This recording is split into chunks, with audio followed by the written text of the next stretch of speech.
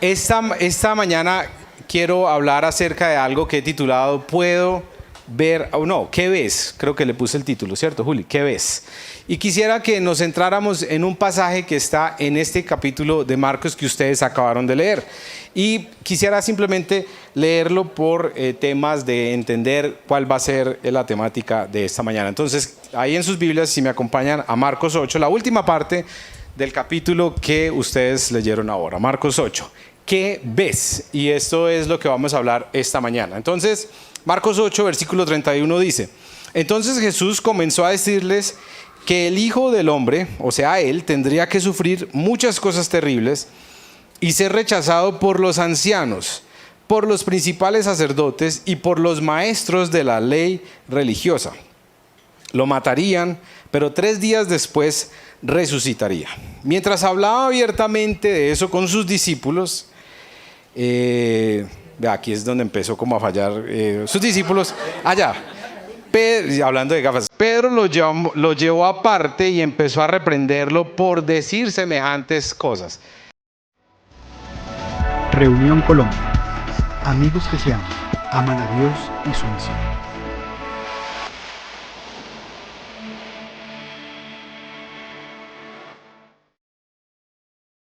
O sea, imagínense, métanse en esta historia. Pedro, que era mayor que Jesús, que era un líder y que hablaba muchas veces sin tener que hablar y sin necesidad, dice que lo llama aparte Jesús y lo reprende. O sea, cuando usted escucha esa palabra reprende, ¿usted qué se imagina? O sea, lo regaña. Jesús, pero ¿cómo se le ocurre lo que está haciendo? Imagínense la vergüenza de Pedro de coger a Jesús, el Hijo de Dios, y reprenderlo y decirle, pero ¿qué es lo que está diciendo? No es la embarrada que está haciendo. Y entonces, versículo 33, Jesús se dio la vuelta, miró a sus discípulos y ¿qué hace? Reprendió a Pedro. O sea, pero esto es muy interesante porque Jesús no lo hace en privado con Pedro, sino que véngales delante de todos. Hablamos de esto que necesitamos hablar. Y entonces le dice, y lo peor de todo es lo que le dice, ¿cierto? Aléjate de mí, Satanás. Uy, yo digo que donde Jesús me hubiera dicho eso a mí, no, yo me hubiera destrozado en ese momento. Porque le dijo, ves las cosas solamente desde el punto de ¿qué? De vista humano, no desde el punto de vista de Dios. Por eso esta predicación la he titulado ¿Qué ves? Porque Jesús usa mucho esta imagen. Estás viendo las cosas desde el punto de vista humano y no desde el punto de vista de Dios. Entonces llamó a la multitud para que se uniera a los discípulos. O sea, aquí esta situación entre Pedro y Jesús, que es, digámoslo así, un altercado entre los dos, una diferencia. Pedro siente la autoridad de hablarle duro a Jesús, y Jesús, al ver la situación y al ver lo que le está diciendo Pedro, que es una tentación muy fuerte, que ahorita la vamos a mirar, pues Jesús le habla a Pedro, pero a la vez usa esa situación para enseñarle a sus discípulos algo. Y dice que llama a la multitud que estaba ahí y les dice, vengan un momentico, que voy a explicarles algo y voy a clarificar un punto con ustedes. Y ahí entonces le dice en el versículo 34, si alguno de ustedes, que este es uno de los textos más difíciles para mí, si alguno de ustedes quiere ser mi seguidor, mi discípulo, tiene que abandonar su manera egoísta de vivir, tomar su cruz y seguirme. Si tratas de aferrarte a la vida, la perderás. Pero si entregas tu vida por mi causa y por causa de la buena noticia, la salvarás. ¿Y qué beneficio obtienes si ganas el mundo entero, pero pierdes tu propia alma? Hay algo que valga más que tu alma, dice Jesús. Si alguien se avergüenza de mí y de mi mensaje en estos días de adulterio y de pecado, el Hijo del Hombre se avergonzará de esa persona cuando regrese en la gloria de su Padre con sus santos ángeles. Bueno, yo quisiera que antes de continuar oráramos un momentico y pusiéramos delante del Señor lo que vamos a hablar esta mañana. Señor, queremos poner nuestras vidas, nuestros corazones delante de ti, nuestras mentes, Señor, que tú mires lo que hay en ellas y podamos hoy, Señor, recibir tu palabra y ser tierra fértil donde tu palabra produzca buen fruto. Señor, ayúdame a compartir, Señor, las verdades de tu palabra y no las verdades humanas. En el nombre de Jesús, amén y amén. Y les digo la verdad, este es uno de los pasajes más complicados que nosotros en el equipo pastoral definimos, pues, quiénes enseñan. Bueno, yo lo defino, entonces yo digo, bueno, este enseña y este es el capítulo. Y yo no sé, fallé yo porque me puse el capítulo más complejo para predicar y esos versículos tan difíciles que esta semana yo dije, Dios mío, ¿yo por qué me metí en esto? O sea, ¿yo por qué escogí este capítulo para enseñar? Pero la semana pasada Milton habló del capítulo 7 y habló acerca de los fariseos, ¿cierto? Y habló una enseñanza muy bonita sobre la piedad impía y cómo nosotros podemos ser unos religiosos. Y entonces pues uno sale, y de hecho el martes que estuvimos hablando en el equipo, estuvimos hablando un poco del tema, de cómo no volvernos unos, en el sentido de la palabra, religiosos y no simplemente cumplir por cumplir sin de verdad tener un corazón para el Señor. Y pareciese que entonces Jesús en el capítulo 7 está diciendo, no me interesa la religiosidad de los fariseos y prefiero personas honestas, ¿cierto? Pero aquí ya también Jesús como que ataca otro pedazo de los discípulos y les dice, les tengo que explicar algo que ustedes todavía no han entendido. Y creo que el versículo clave de este capítulo, del capítulo 8, y de esta porción de la historia es el versículo 33, cuando Jesús mira a Pedro, no cuando le dice apártate de mí, Satanás, eso no es para que se lo comparta a la persona que está a su lado ni nada de eso, sino la parte cuando Jesús le dice, ahí después de esto, ves las cosas solamente desde el punto de vista humano, no desde el punto de vista de Dios. O sea, Jesús ve que Pedro le está diciendo algo muy honestamente, porque a mí lo que me encanta de Pedro es la honestidad, la autenticidad de él, lo que él simplemente, yo ahorita creo que lo digo, pero la verdad yo me parezco mucho a Pedro en que digo lo que todo el mundo está pensando, pero nadie lo dice. Yo creo que todos los discípulos lo estaban pensando y todos los discípulos pensaron lo que Pedro dijo en ese momento, pero Pedro fue el único que se atrevió a decir, pero Jesús, ¿cómo se le ocurre con todo lo que está pasando? Como se está abriendo todo este ministerio, todo el mundo nos está reconociendo, lo están reconociendo a usted como el Mesías, ¿cómo así que se va a dejar matar? Y ese es, digamos, el pensamiento que tenía Pedro en ese momento. Pero quisiera esta mañana compartir estas dos frases de lo que Jesús dice. Por eso la pregunta de la enseñanza es, ¿qué ves? Y lo primero es, ¿qué significa entonces ver las cosas desde el punto de vista humano? Y en los versículos 31 y 32, de alguna manera se delinea qué significa ver las cosas desde el punto de vista humano, porque es ahí donde Pedro, al escuchar que Jesús dice, me van a matar y es necesario que yo muera y resucite, pues viene y lo regaña, le dice, Jesús, ¿cómo se le ocurre lo que está diciendo? Y ahí es donde Jesús dice, tú estás viendo las cosas desde el punto de vista humano. Entonces, ¿qué es lo que hace Pedro en estos primeros versículos? Lo lleva aparte, ¿cierto? ¿Y por qué Pedro reprende o corrige a Jesús? ¿Por qué lo lleva aparte y le dice, Jesús, venga, ¿qué es lo que está diciendo? No, o sea, ¿cómo se le ocurre decir eso? No lo puede decir. Es que se nos va a tirar todo el proyecto, ¿cierto? ¿Por qué Pedro siente la autoridad y como ese deseo de ir a reprender a Jesús? Y es muy interesante porque cuando el Señor le dice a Pedro, apártate de mí, Satanás, no se está refiriendo a que Pedro es el diablo, pero a lo que se está refiriendo es que Pedro está tentándolo igual que lo que el diablo lo tentó en el desierto. Es la misma tentación. O sea, ¿se acuerdan cuando Jesús es tentado por el diablo en el desierto? ¿Se acuerdan? ¿Y qué es lo que lo tienta el diablo? Básicamente le dice, no vaya a sufrir, yo le doy todo esto. Si se postra y me adora. O sea, no viva, no pase esa situación. Usted puede hacerlo de otra manera, hágalo de manera fácil. Esa es la tentación del diablo a Jesús. Y aquí Pedro le está planteando la misma tentación a Jesús. Oponerse a la voluntad de Dios y a sus propósitos e imponer su propia voluntad y sus medios o por sus medios humanos.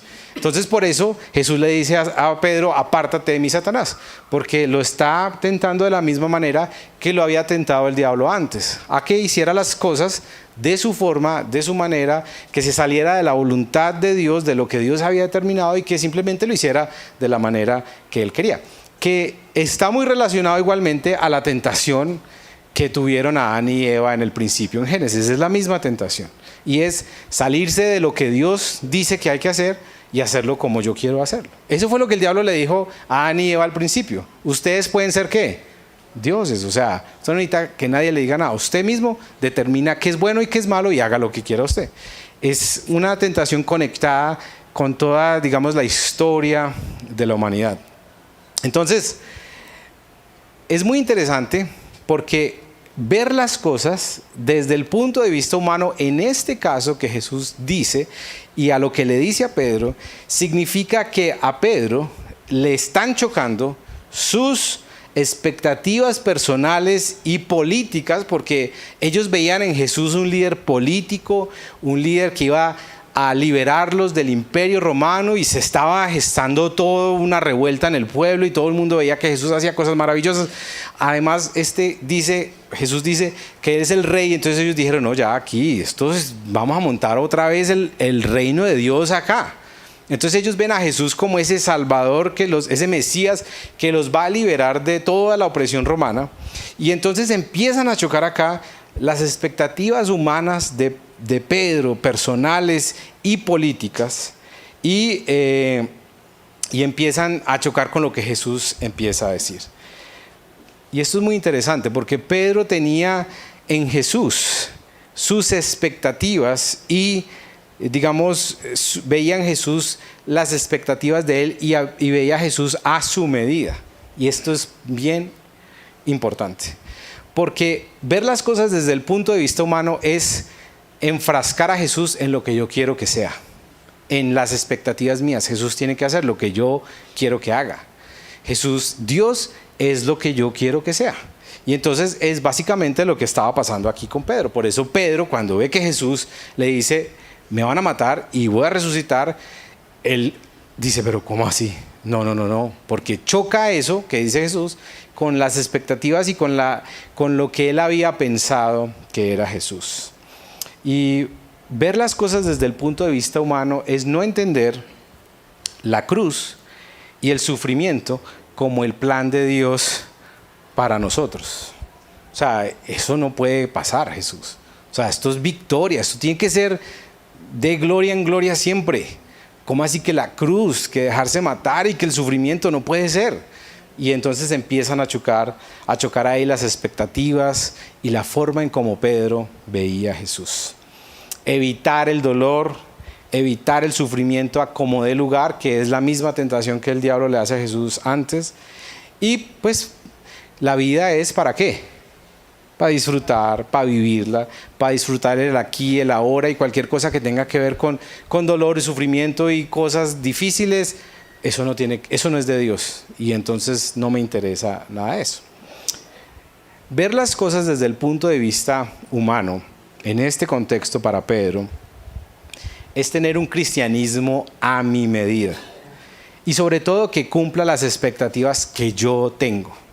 Eso es lo que Jesús está diciendo. Ustedes tienen en mí y están viendo en mí expectativas de ustedes, humanas, pero mi plan es diferente. Y cuando vemos las cosas desde el punto de vista humano, entonces es cuando queremos un cristianismo a nuestra medida y que se cumplan las expectativas que yo tengo. Como les decía ahora, yo me parezco mucho a Pedro porque normalmente meto la pata cuando digo cosas que no son. Y Pedro metió la pata muchas veces en la Biblia y hacía cosas que no debía. Pero lo que Pedro representa acá es la decepción de los discípulos con Jesús. El hecho de ver que Jesús no está respondiendo a lo que ellos necesitaban ver en él o querían ver en él.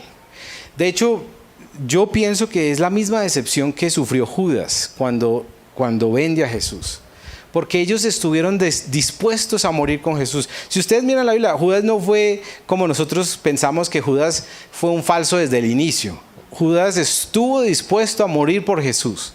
Cuando todos le dicen, vamos a ir a Jerusalén, y ellos le dicen, no, pero allá lo van a matar Jesús, Judas dice, vamos, y si es necesario morimos con él. O sea, porque Judas era un patriota, era un celote, igual que Pedro. O sea, ellos veían en Jesús alguien que los iba a liberar de Roma. Entonces ellos dicen, para las que sea. Pero hay una decepción para mí en Judas que es muy parecida a la de Pedro, cuando Jesús empieza a decir cosas que ellos dicen, pero ¿cómo así que se va a dejar matar? Por eso la historia dice que cuando Jesús, porque es que Jesús empieza a decirles, es necesario que me maten, voy a morir, es el camino del sufrimiento. Eso empieza como a generar como un malestar en los discípulos, pero es que esta no es la idea. O sea, para esto dimos nuestra vida. Y dice en una parte de la historia que cuando Jesús ya sigue con el tema de que me van a matar, dice que en ese momento lo expresa así la palabra o el autor, entró el diablo en Judas y dijo, no, yo voy a vender a este man y me quedo con alguna plata. Algunos consideran que lo que está tratando de hacer Judas es vender a Jesús para que Jesús se manifieste y ahí empiece el reino de él. O sea, esa es como una interpretación que hay, de que él no espera que lo maten, sino que Jesús ahí empiece como a actuar y bueno, vamos a montar ahora sí el reino. Por eso es que cuando los líderes deciden crucificar a Jesús, Judas se enloquece porque dice, esta no era la idea, ¿cierto? Y va y entrega la plata y dice, no, pero ¿por qué lo van a matar? Porque ellos ven en Jesús eso, ellos quieren ver en Jesús un líder político, alguien que los va a liberar, alguien que les va a traer un nuevo reino. Y esto lo que muestra es la decepción de ellos al ver a Jesús. Judas y Pedro, y yo creo que muchos de los discípulos sienten esa decepción de que Jesús no está haciendo lo que ellos necesitaban que hiciera. Ellos están sintiendo la tristeza y la decepción de que Jesús no está haciendo o no está hablando de algo que no es lo que nosotros, por lo que firmamos ser seguidores de Jesús. Entonces, ver las cosas desde el punto de vista humano es cuando nosotros tenemos a un Jesús a nuestra medida. Es cuando nosotros entendemos el cristianismo a nuestra medida, de nuestra manera, de nuestra forma. Si Jesús no responde a lo que yo considero que tiene que hacer, porque es así como lo tiene que hacer, me decepciono. Y esto es lo que Pedro manifiesta cuando Jesús dice, es necesario que muera. Pedro le dice, pero ¿cómo así? Y Jesús le dice, tú estás viendo las cosas desde el punto de vista humano. Y esto es lo primero que quería compartir. Ves las cosas desde el punto de vista humano. Un Jesús a nuestra medida, un cristianismo a nuestra medida, una forma de vivir la vida cristiana como a mí me parece, no como Dios quiere. Ahora, Jesús dice que no ves las cosas desde el punto de vista humano y que se deben ver entonces ¿cómo? Desde el punto de vista de Dios. Y me hice esta pregunta, ¿qué es ver las cosas desde el punto de vista de Dios? Y Jesús lo explica muy claramente de los versículos 34 al 38. Jesús, al ver la situación, al ver que Pedro se atreve a reprenderlo y a regañarlo y pues a enseñar toda esa situación, llama a los discípulos y llama a la multitud y les dice, vengan, les clarifico qué significa ver las cosas desde el punto de vista de Dios, qué significa ser mi discípulo. Y ustedes saben que esta serie la hemos llamado ¿cómo? Aprendices. ¿Qué significa ser un aprendiz de Jesús? ¿Qué significa ser un discípulo de Jesús? Y entonces Jesús usa esta situación para decir, venga, les explico qué significa ser mi seguidor. Entonces, Jesús ve que la visión de los discípulos acerca de él no está clara. Y se asegura entonces que sus discípulos y la multitud escuchen lo que él tiene que decir. Por eso los llama en el versículo 34. Y esto es como que Jesús usa esta situación para decir, vamos a hacer un curso de discipulado express, un 1.0. Venga, les explico qué significa ser mi discípulo. Y Jesús, básicamente acá en estos versículos del 34 al 38 les dice, seguirme es un camino personal y debe cumplir ciertas condiciones. Si usted quiere ser mi discípulo, tiene que cumplir estas condiciones. negarse a sí mismo, tomar su cruz y seguirme. Estas cosas, o sea, aquí en esto podríamos quedarnos semanas hablando de esto. ¿Qué significa seguir a Jesús? ¿Qué significa tomar la cruz? ¿Y qué significa caminar con Él? Negarse a sí mismo.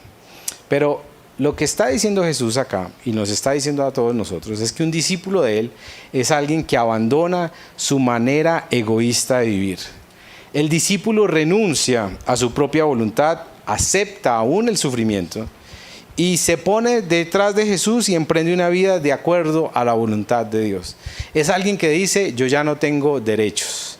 Los derechos míos se los entregué al Señor. Él es el que determina qué es lo que debo hacer yo. Yo ya no soy el Señor de mi vida.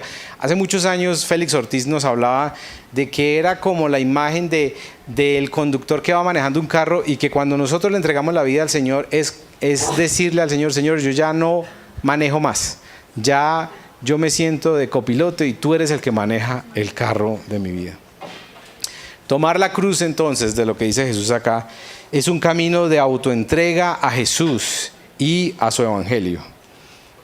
El camino del discipulado exige testimonio. Y por eso Jesús dice: si alguien se avergüenza de mí delante de los hombres, yo me avergonzaré de él delante del Padre. O sea, lo que Jesús está diciendo acá es: venga, les ayudo a enfocar bien, a que miren bien lo que significa ser mi discípulo. Y esta es una de las cosas que a mí personalmente más me gustan de Jesús. Que Jesús no nos llamó con mentiras. Jesús no nos dijo: venga que es muy chévere y no, la vida va a ser bacana, y luego se pone difícil y se complica la cosa. No, es que era la manera de atraerlo. Jesús desde el inicio le dijo a los discípulos: el seguirme tiene un costo, y es el costo del discipulado, y es tomar la cruz, negarse a sí mismo y seguirme. Y esto es muy difícil. Por eso les decía, no es fácil. Y para mí primero vivirlo, pero también predicarlo. Y esto me llevó a pensar lo siguiente: si Jesús le dice a Pedro, él básicamente está pensando como el diablo, porque está simplemente viendo las cosas a nivel humano y no está viendo las cosas como las debe ver en el punto de vista de Dios. Me llevó a pensar a mí en varias cosas y me hice la siguiente pregunta: ¿qué pensaría Jesús de mi cristianismo? ¿Qué pensaría Jesús de mi vida cristiana? ¿Qué ve Jesús en mi cristianismo? ¿Lo ve bien o lo ve así borroso? ¿Qué ve Jesús en mi cristianismo? Y les voy a decir honestamente, a mí a veces me da vergüenza de mi propio cristianismo con el Señor. Porque cuando uno lee la Biblia y ve las historias y la vida de los discípulos, uno dice: estos hombres, con todos los errores que tenían, con las embarradas de Pedro, con todo lo que ustedes pueden decir, pero fueron hombres que cuando encontraron a Jesús, entregaron todo, lo dieron todo por Él. Y estuvieron dispuestos a morir por Él. Y todos murieron por Jesús de maneras duras y trágicas, porque dijeron: Jesús es todo. Y eso a mí a veces me cuestiona en mi propio cristianismo. Me cuestiona a veces con mi superficialidad con el Señor, me cuestiona con tan poco compromiso mío, con mi falta de radicalidad, con mi falta de constancia muchas veces, con la poca entrega, con el poco cambio en mi vida. Y esto me lleva a pensar muchas veces, primero me lleva a pensar en mi propia vida, pero me llevó a pensar en algunos ejemplos del cristianismo que uno ve hoy en día, o el cristianismo de nuestra generación. Personas que yo conozco o que he visto y que viven el cristianismo que uno dice: pero es que esto no cuadra, o sea, esto no fue lo que dijo Jesús. Y les voy a dar algunos ejemplos. Y todos estos ejemplos no son de acá, para que de una vez sepan y no se vaya a sentir aludido. Esto no tiene que ver con ninguno de ustedes. Pero en estos días, alguien que conozco, que sé que conoce del Señor o ha ido a la iglesia, sé que tiene una relación de noviazgo donde no hay límites de nada, no viven la voluntad de Dios en su vida. O sea, simplemente haga lo que quiera y disfrute y listo. No hay límites, no viven bajo la voluntad de lo que Dios pide en su palabra. Pero lo interesante es que se fueron de viaje y pusieron una foto, los dos, y él, yo sé que él no va ni a la iglesia ni nada, pero puso en el título, toda la honra y la gloria sean para el Señor.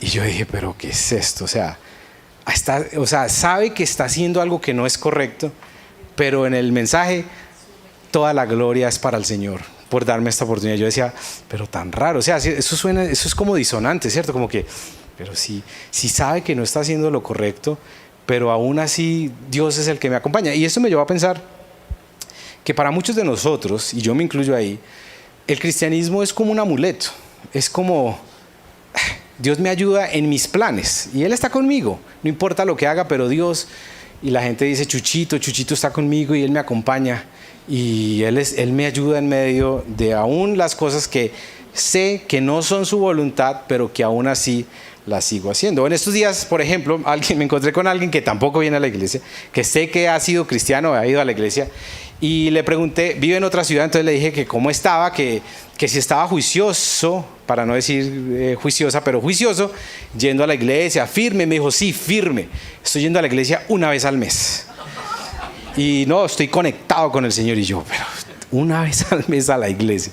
No, y eso era, o sea, eso fue motivo de orgullo para esa persona. Voy a la iglesia una vez al mes, estoy conectado con el Señor. Y cuando no voy, me lo veo por internet. Entonces ahí estoy firme, pegado al Señor. Y yo como que, qué rara. Pero eso es a veces el cristianismo de muchos de nosotros. La iglesia, pues, no es tan importante. Yo voy de vez en cuando. Y a veces la gente le dice a uno, no, hace varios domingos no voy porque estoy descansando. Y yo digo, pero... Y a mí siempre me pone a pensar esto, y yo tengo una lucha personal acá frente al tema, digamos, de la iglesia. A mí me cuesta mucho cuando alguien no viene a la iglesia por tiempo, por razones injustificables, pues que uno entiende, hay gente que se va de viaje, que está de paseo, que se va de paseo, pero no cada 8 días, o se enfermó. Pero hay personas que en estos días alguien me llamó y me dijo, Andrés, tuve un sueño. Soñé que el Señor me decía que fuera a la iglesia. ¿Será que volver a la iglesia? Y yo le dije, hermano, pues si el Señor le está hablando y no ha vuelto. Entonces, pero es eso, o sea, es como ese poco compromiso con las cosas de Dios. Y les decía que a mí me cuestiona mucho cuando me dicen, no, es que no fue a la iglesia porque estaba descansando. Yo digo que si la iglesia no hace parte de su descanso, o la iglesia está haciendo algo mal, porque es muy aburrida y usted no descansa cuando viene a la iglesia, o hay algo mal en nuestra teología del descanso. No entendemos que el descanso no está ligado a Dios. De hecho, por ejemplo, el libro de Hebreos, cuando dice el reposo y el descanso, está hablando de Cristo. O sea, no está hablando de nada más, sino el reposo y el descanso se encuentran en el Señor. Pero bueno, eso es otro tema. Pero con esto lo que quiero decir es el problema que tenemos nosotros en nuestra generación con nuestro cristianismo. Y eso me llevó a pensar, si Jesús me viera a mí, vería que veo las cosas desde el punto de vista humano o desde el punto de vista de Dios. O las decisiones, el manejo del tiempo, el manejo de mis recursos, de mi economía, no tienen nada que ver con Dios. Yo cumplo con ir el domingo a la iglesia, pero el resto yo lo manejo. Dios no tiene por qué tener nada que ver con mi plata, con mi tiempo, con mi vida, con nada. Y uno entonces ve la vida de los discípulos, ve la vida de estos hombres y uno dice, pucha, estamos muy, muy lejos. Miren, yo sé que ustedes están que me apedrean en este momento, hermanos, y que hay algunos de ustedes berracos, porque es muy duro. Pero saben que este capítulo tiene un paralelo muy interesante, y es muy interesante lo que sucede en este capítulo, porque ustedes que leyeron ahorita el capítulo, ¿se acuerdan que hay una historia de un ciego? ¿Sí se acuerdan o no? Y dice que el ciego se acerca a Jesús, venga, miremosla a ver para no decir cualquier cosa. En el versículo 22 dice: cuando llegaron a Betsaida, algunas personas llevaron a un hombre ciego ante Jesús y le suplicaron que lo tocara y lo sanara. Jesús tomó al ciego de la mano, lo llevó afuera de la aldea, luego escupió en los ojos del hombre y puso sus manos sobre él y le preguntó: Miren la pregunta que le hace Jesús. ¿Qué le pregunta a Jesús? ¿Puedes ver algo? Y entonces, este es un paralelo con la historia final, con lo que pasa con Pedro. Porque cuando Jesús le pregunta, ¿puedes ver algo? El ciego le responde. El hombre miró a su alrededor y dijo, veo algunas personas, pero no puedo verlas con claridad. Parecen árboles que caminan. Entonces Jesús puso nuevamente sus manos sobre los ojos del hombre y fueron abiertos. Y su vista fue totalmente restaurada y podía ver todo con claridad. Esta historia está conectada con la historia de Pedro. Porque aquí está la historia de un ciego que no ve nada. Luego ve, ¿qué? Un poquito, dice que ve como las personas como árboles. Y yo, por ejemplo, he hablado con el mono que tiene gafas y que de verdad necesita gafas. Y él me dice, si yo no me pongo las gafas, yo veo como bultos de personas. Y eso es muy loco porque yo no tengo ese problema. Pero yo no me imagino a alguien que no vea a las personas bien, que no defina bien el rostro, ni las letras, ni nada de eso. Que tenga que usar lentes. Y así es como ve este hombre al principio. Dice, yo veo como árboles que caminan. Y viene... este es como un milagro en 2 pasos, en proceso. Y viene Jesús y vuelve y lo toca y ahí ya dice que vio claramente. Y este es igual que Pedro.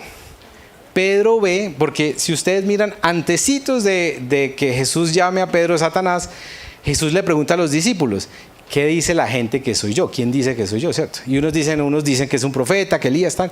¿Y qué dice Pedro? ¿Tú eres qué? El Mesías. O sea, Pedro la tiene clara. Pedro ve que Jesús es el Mesías. O sea, Pedro ve lo primero, pero ve borroso. Ve a Jesús, pero lo ve borroso. Ve que Jesús es el Mesías, pero no lo ve completamente. No entiende qué era el propósito y lo que tenía que hacer Jesús.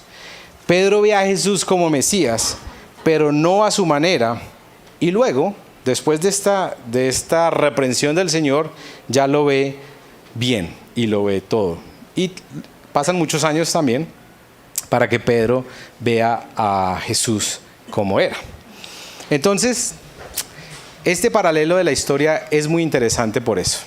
Porque es la historia de todos nosotros, que éramos ciegos, que no veíamos claramente, que luego pudimos ver y de pronto vemos a Jesús de manera borrosa. Y no entendemos muchas de las cosas que Él hace, pero a medida que vamos caminando y por la misericordia de Él, porque lo bonito de esta historia es que cuando Pedro ve una parte de Jesús, aún con el ciego, imagínense que Jesús hubiera hecho el primer milagro y hubiera orado por el hombre y le dice, bueno, ¿qué ves ahora? Y dice, no, veo como árboles. Y dice, hermano, hasta ahí llegó el milagro y sale Jesús y se va. ¿Se imaginan eso o no? ¿Qué hubiera pasado? O sea, un milagro a medias, hermano, le faltó fe y sale y se va Jesús, ¿cierto? Bueno, eso hubiera hecho yo. Le faltó fe, hermano, y chao. Pero Jesús se detiene y ora otra vez hasta que vea claramente. Lo mismo pasa con Pedro. Pedro da una verdad, dice una verdad de Jesús, pero Jesús no lo deja ahí. Jesús quiere que él vea claramente y por eso lo reprende, por eso le dice algo tan fuerte, me estás tentando, como la misma tentación del diablo. Y le dice, venga, le explico qué significa ser mi discípulo para que vea claramente lo que significa ser mi discípulo. Y ahí entonces, en el proceso, Pedro puede ver claramente. ¿No les parece muy bonita esas conexiones que hay en este capítulo? No. Como el Señor dice, yo no quiero que usted vea a medias, yo quiero que me vea completamente. Y yo pienso que a veces nuestro cristianismo, y lo digo por mí mismo, a veces es un cristianismo donde uno ve a Jesús muy borroso, uno ve cosas de Jesús, uno entiende que Jesús murió en la cruz y resucitó y es el Señor, pero hay cosas en la vida que no son tan claras, hay decisiones en la vida que uno dice, yo no sé, esto yo creo que está bien, pero no claramente lo que el Señor quiere decirnos. Y este es un capítulo que nos muestra la misericordia del Señor con todos nosotros, de que quiere que veamos bien lo que significa seguirlo a Él. Es una corrección muy difícil, porque yo creo que a ninguno de nosotros nos pareciese muy chévere que Jesús nos dijera delante de nuestros amigos, aléjate de mí, Satanás, ¿sí o no? Yo creo que yo me le hubiera calentado a Jesús, no, pero ¿cómo me dice eso delante de la gente? Pero al menos me hubiera sacado aparte, pero no, o sea, qué humillación, me curtió delante de mis amigos. ¿Sí o no? O no. Todos nosotros hubiéramos dicho, y parece muy dura, pero Jesús tiene que ajustar las tuercas en Pedro y decir, yo necesito que usted vea las cosas bien. Y esto me hizo acordar, este es uno de los capítulos, como les decía al inicio, para mí más difíciles, porque Jesús la pone muy dura. Y dice, si usted me quiere seguir realmente, tome su cruz. Niéguese, esta versión dice, deje su manera egoísta de vivir, viva por otros y sígame. Y ahí sí puede seguirme.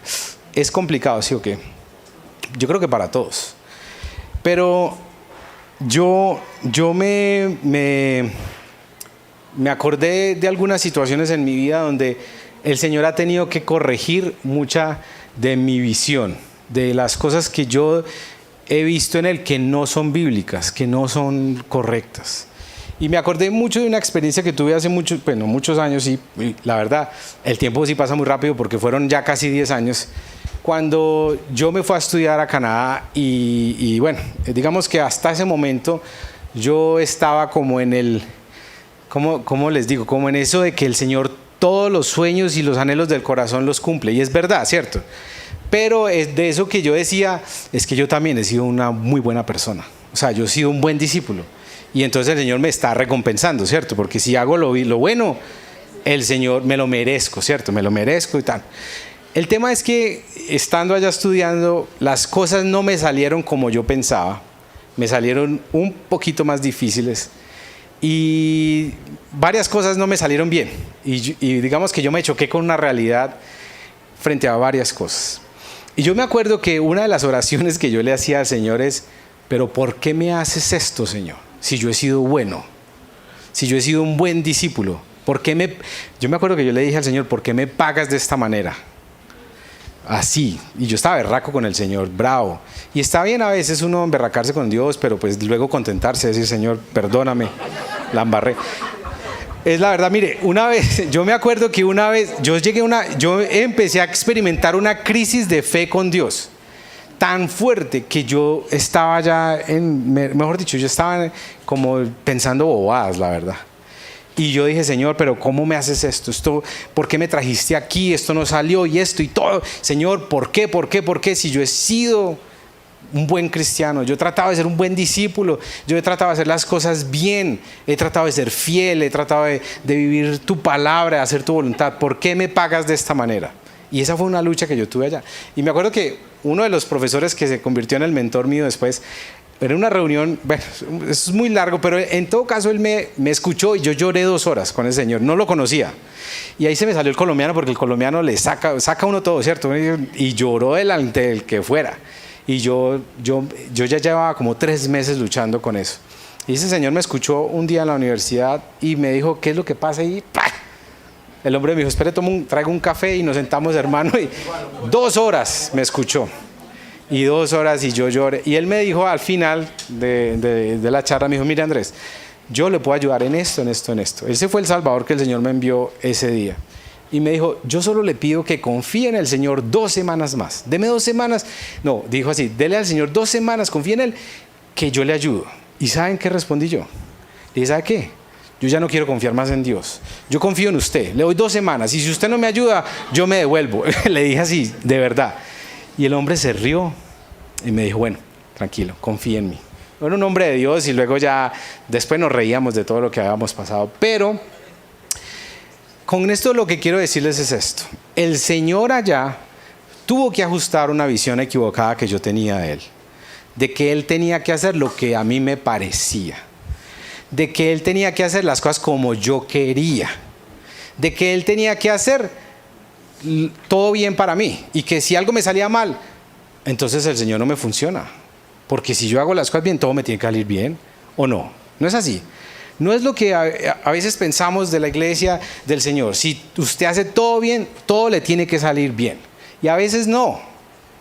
Y esto es lo que Jesús está diciéndoles acá a los discípulos. Me van a matar, voy a sufrir. Ese es el camino, esa es la voluntad de Dios. Y entonces para Pedro dice, pero ¿cómo así? ¿Cómo va a ser esto? Y Jesús ajusta, y esa es la misericordia del Señor cuando ajusta nuestra mente, nuestra visión y nos dice, venga, vea bien las cosas como son. ¿Y saben qué, hermanos? Yo no quiero seguir a Jesús a medias, no me interesa. Yo no quiero ver a Jesús borroso, no quiero ver a Jesús así como un árbol que camina. Yo quiero ver a Jesús bien.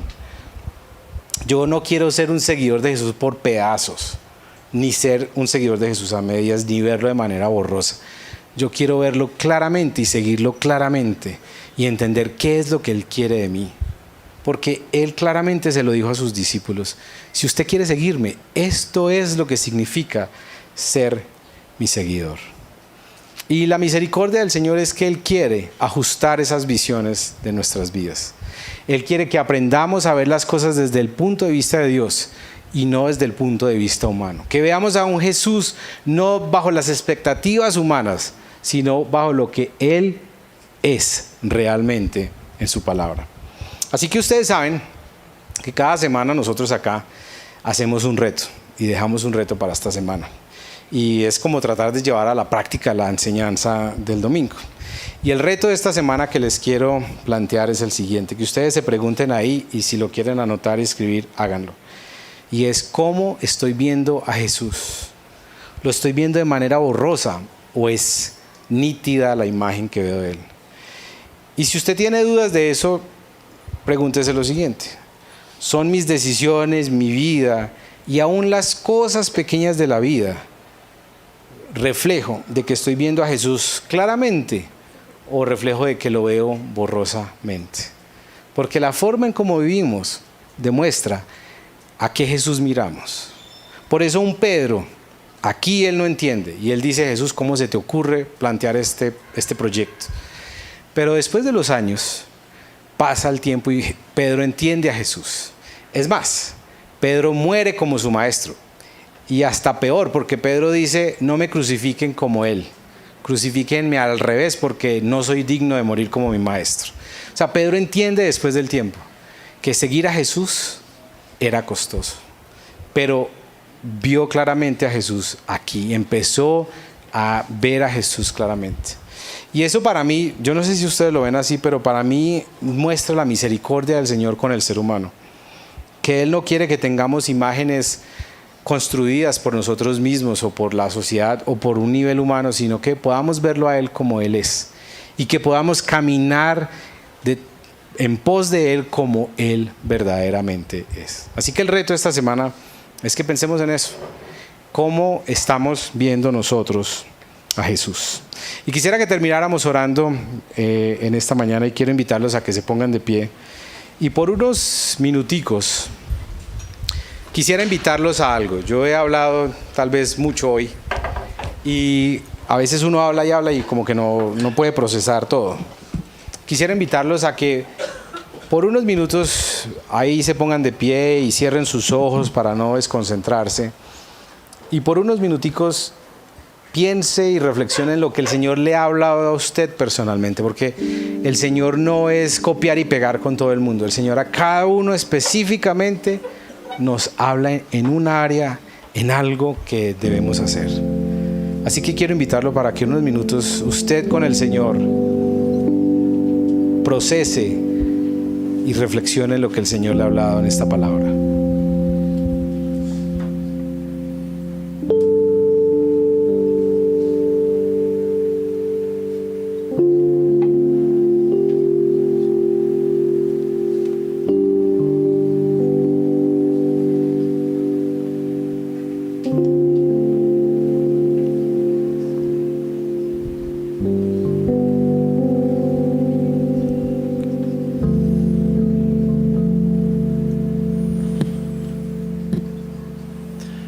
¿Hasta dónde me has traído tú? Te he encontrado libertad y luz, todo nuevo.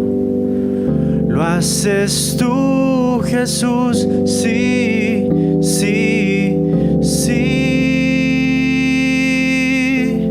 No vuelvo atrás, camino hacia ti.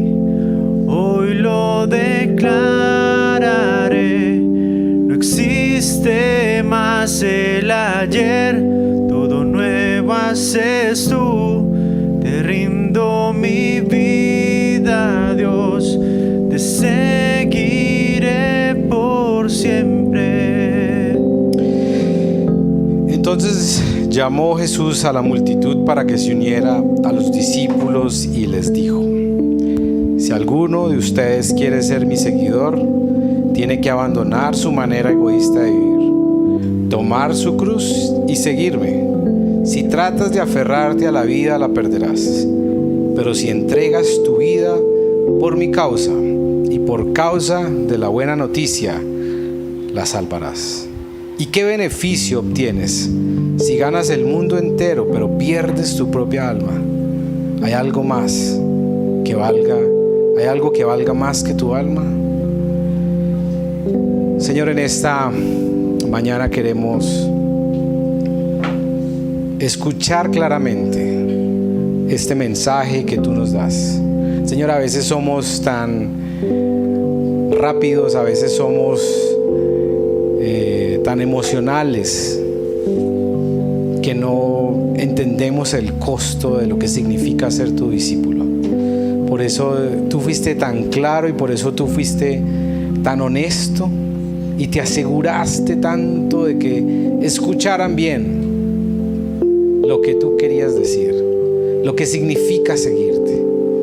Señor, pero aquí hay un pueblo, hay un grupo de personas que quiere decirte: Señor, queremos ser tus discípulos, queremos seguirte. Señor, queremos aceptar el reto de vivir para ti, queremos caminar como tú quieres que caminemos. Yo quiero invitarlo para que ahí donde está levante sus manos al Señor y le diga: Señor, ayúdame, porque no es fácil. Así como Pedro tuvo que ser reprendido, así como Pedro tuvo que ser regañado para que su visión fuera clara de lo que significa seguirte, yo te pido que me ayudes a mí a verte como tú quieres que yo te vea, a caminar como tú quieres que yo camine, Señor. Padre, ayúdanos a ser discípulos de este siglo, que podamos, Señor, vivir de la manera en que tú quieres que vivamos, Señor. No con pañitos de agua tibia, no discípulos que se conforman con verte de manera borrosa, sino que te quieren ver claramente. ¿Y qué significa ser un seguidor de Jesús hoy en día, Señor? Ayúdanos, Señor. Gracias por los ejemplos que hemos visto, que yo veo acá en esta comunidad, de personas que te han visto claramente, Señor. Gracias por aquellos que han encontrado en ti todo, que han vivido para ti, que han decidido caminar para ti, que nos ejemplifican a Jesús y ser un seguidor en este momento de la historia.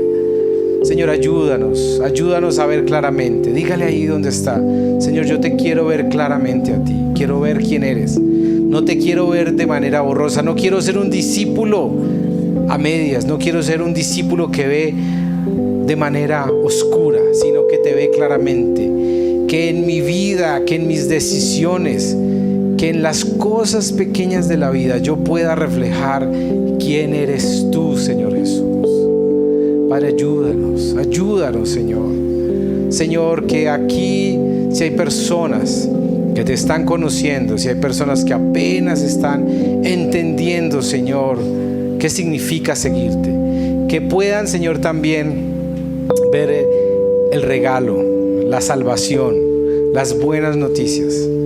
Porque, Señor, es muy complejo y es paradójico lo que tú dices, pero el que se aferre a esta vida la va a perder, pero el que la entregue al Señor la va a ganar. Señor, esto es difícil para nosotros entender, pero tú eres la vida, tú eres el camino, tú eres la verdad, Señor, y solo en ti hay libertad, solo en ti hay vida, Señor.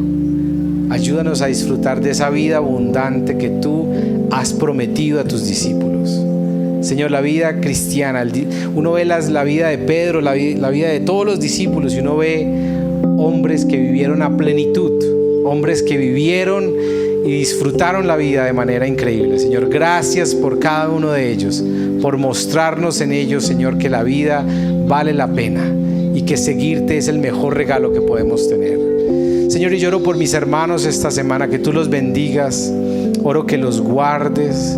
Señor, oro que nos ayudes a ser discípulos del camino, del día a día, que con nuestras vidas, con nuestras familias, con nuestros trabajos, mostremos, Señor, qué significa ser un discípulo tuyo, qué significa caminar para ti, qué significa tomar la cruz, qué significa dejar nuestra manera egoísta de vivir y qué significa seguirte. Gracias por tu misericordia, Señor.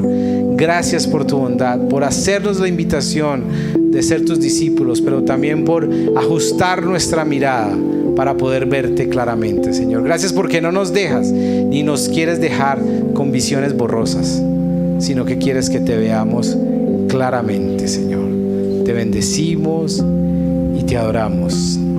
En el nombre de Jesús. Amén y amén. ¿Qué tal si le damos un aplauso al Señor por su misericordia? Reunión Colombia. Amigos que se aman a Dios y su misión.